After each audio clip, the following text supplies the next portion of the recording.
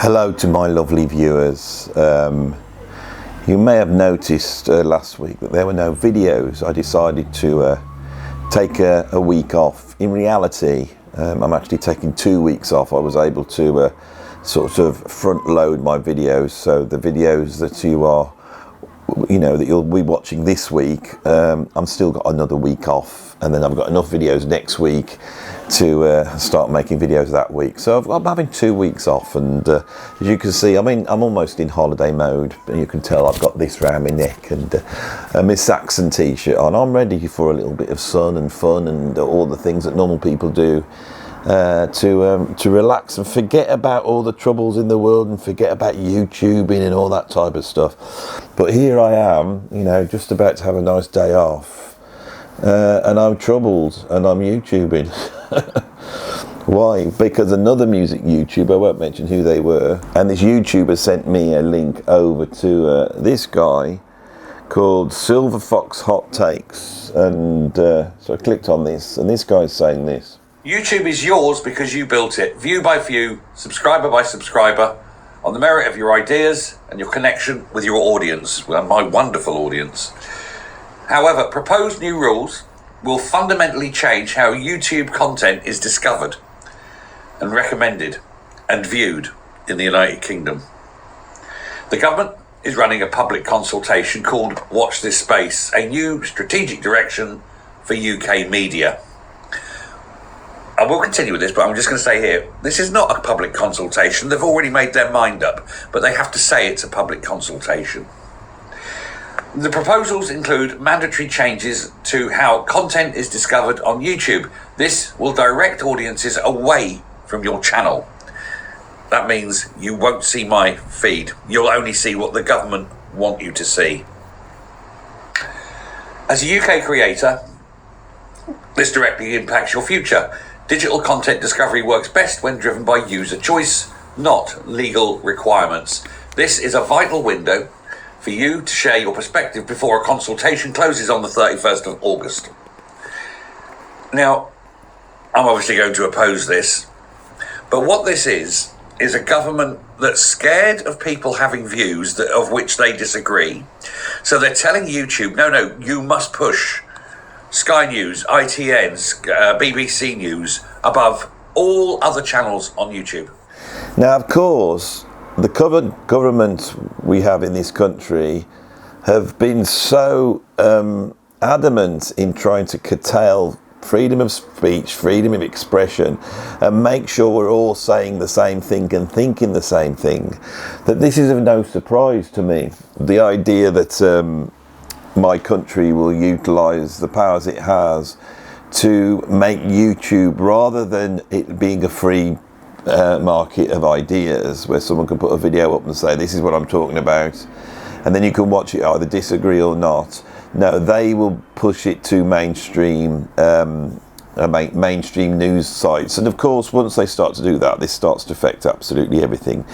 Why do we have to worry about this, especially someone like me making videos about music and the like? Well, something else has happened this week as well that has cut into my time of being able to sit home and relax.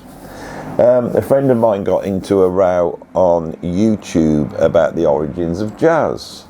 Now, I have been quite vocal in creating a number of videos over the years that explore the origins of jazz.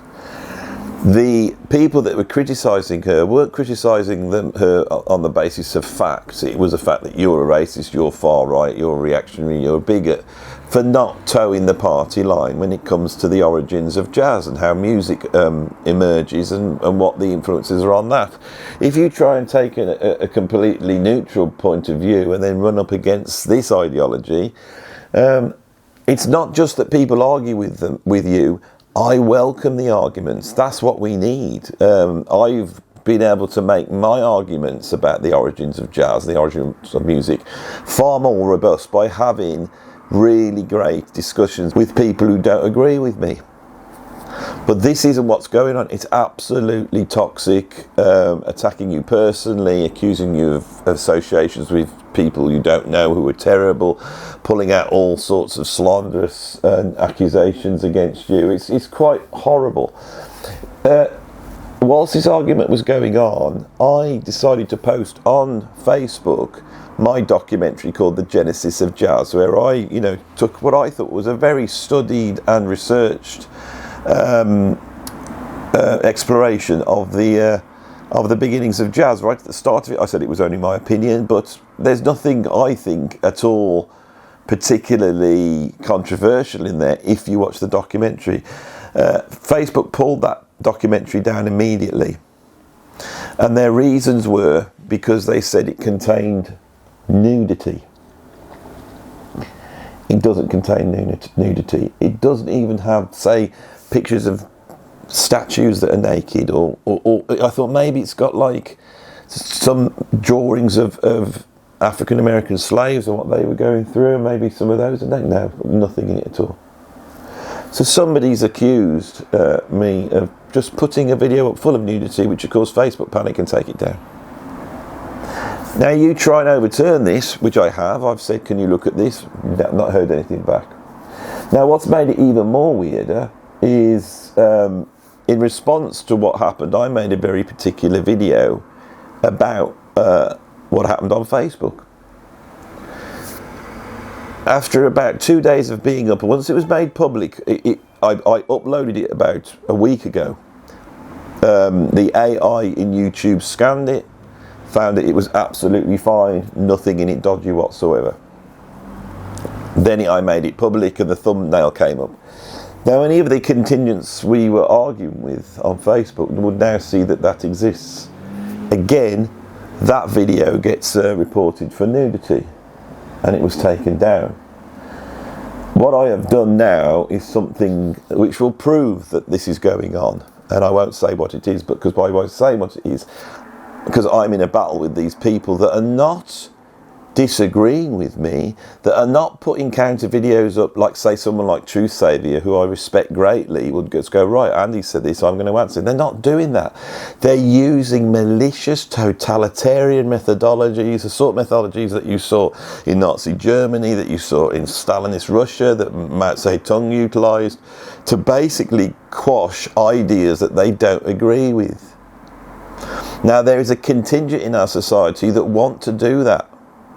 And in doing that, they will also quash freedom of expression. I could live with not being able to say what I think online, right? I can do that if I have to. I could come on here and, and that contingent has really done that to me here, because as you know, I really now keep anything political to a minimum. And my politics channel I have now erased. It doesn't exist. I would rather not have the grief. If these people don't want me to talk about it, if these people think that their moral view is so correct that we should all adhere to it, or they will cause you harm personally, affecting me and my family, there are people out there like that. They're on both sides of the political spectrum. This is not a political issue. I've suddenly found myself, by having a reasonably public face here on YouTube, being damned for being in the middle, with each side thinking I am extreme to the opposite of them. This is unbelievable. This is unbelievable. And here I am trying to take some time off from this, making silly videos about the most punchable, thumpable, rock stars, stuff that will hopefully tickle your fancy and make you laugh a little bit, or a lot of silliness. I've done some serious videos. I'm looking forward to what I'm about to do this week, which is I'm taking some time off, but I'm going to be, well, I'm not going to tell you what it is, because that's the whole point. It's a journey. You should be able to surprise people with things, but if our freedom of speech is curtailed, then what we lose is the ability to challenge totalitarianism. Do they realise this? They don't win by shutting up ideas they don't like. Yeah, they may think that my ideas, when I claim that I don't think jazz was created uniquely by black people, that I think it was created by the melting pot of musicians in New Orleans, and every body in New Orleans at that time played a very important part. And if you look at it from that, you can start to look at all the different influences on jazz and work this out properly.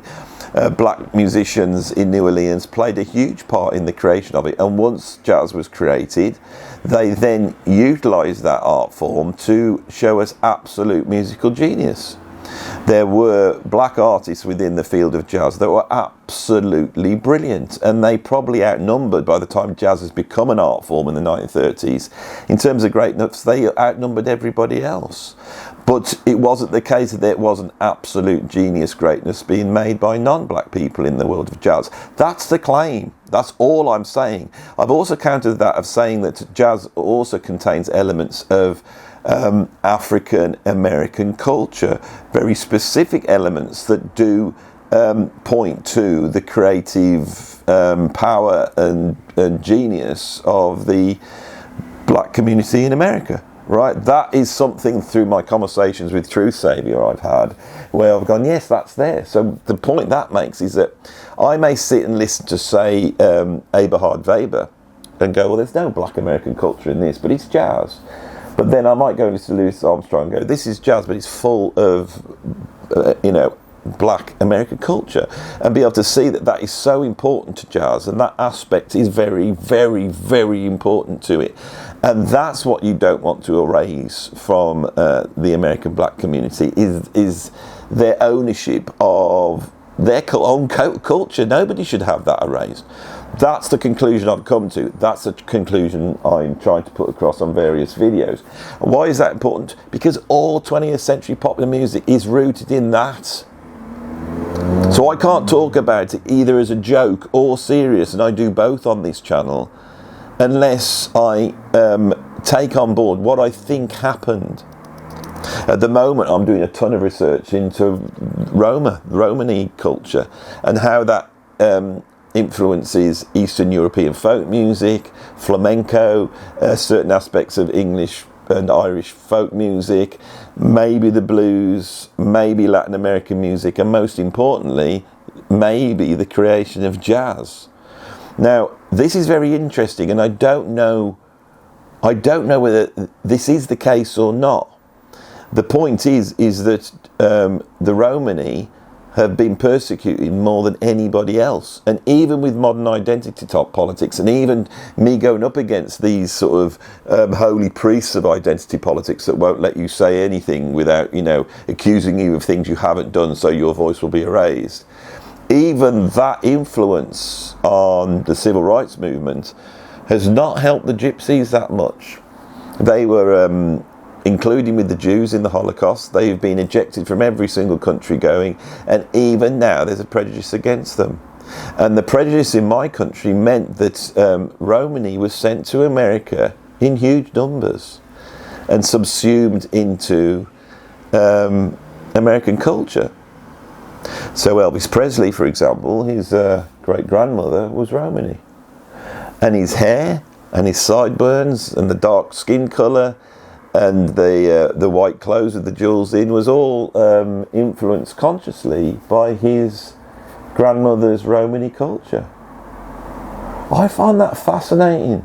Am I allowed to explore that here? Or are there people that are going to come out and say, no, we can't have Andy thinking, because he might think something we don't like, so let's just accuse him of something he hasn't done, so YouTube takes down what he's doing. It upsets me that my return after a week off isn't the silly video that's going to come out later on today, which is like the 10 most thumpable, musicians, which is just, it's fluff, it's light, it's just silly, it's there to make you laugh. It does contain opinions about musicians, sort of, that I have. It does voice certain attitudes that someone my age might have towards certain musicians, and it hopefully will have some information in there. We go, oh, I didn't know that. But it's fun, it's entertainment. That's what a lot of what I do is, entertainment here. But it's sad that I've got to come on here, and return after a week, trying to remind people that we shouldn't be stopping other people that we don't like saying what we don't like. We will lose the power to argue with them. We won't be able to argue with the Nazis. We won't be able to argue with the hard communists. We won't be able to argue with the racists. We will lose the ability to do that. And if my government puts these things into, if they roll these things out, so now YouTube no longer has the egalitarian equality of ideas, that here's the democratization of ideas, right? This is absolutely awful. I have no problem with someone arguing with me. I have no problem with someone putting into the comments, as long as I don't get personal. I don't think that's true. I think you got your facts wrong, or I don't disagree with that because of this. That's all. That is what this is all about. It's a conversation. Those maliciously making accusations against people that are absolutely untrue. So the knee-jerk reaction of these big organisations will be just to take the video down. Now, I have no real evidence that my videos weren't just taken down by YouTube scanning through. I mean, I had a message come through from YouTube and it said, your video has been flagged for nudity. Nudity appears at this minute. It's etched into my brain at 23 minutes and 19 seconds. I go to this clip, and at that point I got a photograph of two fully clothed hippies. It's an AI photograph. Two fully clothed hippies walking across the field, you know, fully clothed right up to the neck, holding hands. I've replaced that photograph with something else. I've replaced it with a picture of a cat's face with a quote from John Lennon. All we are saying is give peace a chance. Now, if they flag that, I don't know what I can do. Of course, that is my sort of British ironic sort of pointing out the ridiculousness of this situation. All right? Doing this YouTube channel, I have got closer to seeing how absolutely malicious this is, and how people don't just disagree with you, but when they disagree with you, there is a contingent out there on both sides of the political spectrum, on both sides, that's reaction is to destroy you completely. Like the mafia would go, right, that person's, you know, we don't agree what they're doing anymore, okay, so just take them out. There's no judge or jury involved, it's just their decision. I find this abysmal, and the thing is, if it is YouTube, if their AI is just getting it wrong, if Facebook AI is just getting it wrong, then they need to remove that as well. Sorry, we cannot have just this arbitrary censoring of what people are saying. Yes, we shouldn't have nudity in any of my videos. Swearing should be curtailed if we can. I'm not a natural swearer. Really don't try and put any swearing in the first 5 minutes of the video, you know, because that's not very good. You know, don't put racist stuff up, don't put sexist. We all know what it is, don't incite violence. Now, if I am putting a video out there which I think is useful for racial harmony, where I am preaching something that says don't judge people by their colour, people have the ability to work together. Jazz is probably created out of all sorts of different cultures coming together despite the Jim Crow that existed at the time, and this is how that happened. And isn't this wonderful that in all of this, with all this going on, that black and brown and white and all sorts of different coloured musicians in the late 19th century were able to swap all their lovely ideas that they got from all their cultures and create something so wonderful that it kickstarts the whole of Western popular music. Right? What's so bad about saying that? Right? Sometimes when I'm arguing with these people and they get really upset, my empathy thinks maybe I'll just, when I do this actually on my videos, maybe I just call jazz black music because it will make them happy. And I've said that to them and say, well, they go, no, Andy, you shouldn't do that. You've got to stick to your guns and you've got to say what you think. Okay, then, well, let's have the conversation. As soon as somebody says something where I go, oh yeah, I hadn't thought of that. Yeah, you're right, jazz black people did invent it, and it's entirely a black form of music, isn't it? And all the only influences that count are the black ones, aren't they? Because basically, when I'm arguing with these people, that's what it sounds like. Yes, there's marching music in, yes, there's this, Sousa marches, there's bits of, you know, obviously the instruments are European, obviously this and that. Yeah, we know all that's there, and, you know, the beats, syncopated marching beats, we know all of that's true, all of that. But those little bits that I'm pointing out here, these come from Africa. And these influences, once they're in there, are more important than the other influences. Why? Because this is where the genius resides. This is what makes jazz what it is. What do you mean? Well, because these influences have never been heard before, but they have. They've been heard in African music. You could say exactly the same about the influences coming from Sousa marches, but the fact is, the things you're pointing out, like 3/2 claves and improvisation, that also exists in European folk music. And the Romany and the Gypsies went right across Europe playing music like this, incredibly complex, rhythmically advanced, polyscales, polychords using vocalization, blue notes, all that existed in European folk music. It's not that makes jazz great. I'm trying to identify what makes jazz unique with my videos. Well, we don't want you doing that. Why can't I do it? Well, because Andy, quite obvious really, isn't it?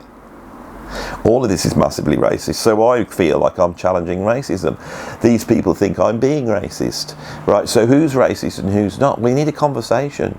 How that will happen is you have the conversation, I put my ideas forth, they put their ideas forth, and then the general public, and I think this is really, really important, the general public allowed to see that unadulterated. No spin, no somebody coming into the argument where they've been told he's Satan and a demon even before he gets there. Just two people discussing it, and then the public can watch it all and go, I think Andy's wrong, or, I think Andy's right. Okay? Why do I wholeheartedly keep trying to die on this hill when I could have it so much easier like all the other music YouTubers? Why aren't I just thinking about, the worst musicians who are left-handed and been working on that video today? Why do I want to keep coming back here? I tell you why. It's because me as a kid suffered with certain mental health issues which are really debilitating to my teenage years. Why? Because I didn't understand it. I didn't understand how that related to being creative, loving music. I didn't understand how those two things related. Now I do, I think. Now the reason I do is partly because I'm interested in the psychology and the philosophy that underpins the arts. But also on the other side, I taught kids. So I would have people in my college coming up to me and saying, Andy, why is 85% of your students, why have they come forth and said that they've either got anxiety, depression, or they're on the spectrum? On the autism spectrum. And I would say it's because they're creative. And they go, what do you mean? And I'd explain to them. And I realised that these things that I'd noticed weren't out in the mainstream. Those kids, when they're coming up, if they're not allowed to express themselves, if they're not allowed to roll their sleeves up and find a way of getting out what is burning up inside them, right, which is basically their sensitivity and their aesthetic refinement. That's all it is that they've got. Or their obsessive focus on a certain few things, where they're not going to let that go, like a dog with a bone. Those two things which we could embody as perfectionism and hedonism. Perfectionism verging towards autism, and hedonism, which is the pursuit of pleasure and wonder and all this, and I mean that in a really positive way, which is embodied in those with anxiety and depression, those people who want to feel great and are aware of the black tentacles of chaos that surround us all. Those kids need to find a way of expressing themselves, or it will destroy them. And I have seen it destroy kids in a way that we're not allowed to talk to on YouTube, because of course we are censored here. We are censored at the powers that be, and I can't say certain words. We know that. My intentions are to try and do something about that. My intentions are to put the message out there. Now, I spent a long time doing that for people who are, were in their teen years. But doing this channel, I realised there's a lot of people out there that are in their 40s, 50s, 60s, 70s even, and they watch this channel because they're aware that underlying message is here. And I think that's what this video is about. The underlying message of this video is the fact that some of you who suffer because you are creative. Right? That is my message. That's all I'm trying to get across. I promise you. And for me, to bring that up, and hopefully for a few people to go, I get something out of Andy's videos, for all the crap he says and all the stuffy silliness and all that underlying it. I can see he's trying to explain something, and what it is that the music we love, which has also been censored and maligned, has been critically trashed, right? So much of this has been trashed by the normal people. And so people who love music, that they love jazz, rock and prog, they love to be able to just come home and put a record on at the end of the day, and their love of being subsumed into that actually drives them to be on the outside of society. Even successful middle-aged people who have done well still feel that there's something that doesn't quite add up with everybody else. They're outsiders in a way. The love of the beauty of sound and what that expresses can drive you to being an outsider. This video will be called "You Suffer Because You're Creative." That is an attempt for me to get this out there for people to have a look at it with positive eyes, and it will have something like, and the effect of censorship on creativity. It'll be something like that. This is real and it's going on. If you've got to the end of this video and you followed it through, and you're not just someone reacting to, oh, he's been political again, can't stand it, and throwing something at the screen just because of that, right, those people are probably the intolerants that I need to get away from my site anyway. And I'm pretty sure it's those intolerants that actually hold this channel back. So if you don't want this channel held back, please like, subscribe, all that. But also, in the link below, there is a link to I haven't done it yet, I'm about to do it now, but I thought let's get everybody involved. There is a link to protesting against, I think, what this government, my government, are about to do. So, sorry for coming back under such strange, after a week I have to come back with a video like this, but just pretend that the video that's going to come out in a few hours time is the real comeback, and this was just an aperitif, a starter, so something to cleanse the palate. Thank you all, see you, bye.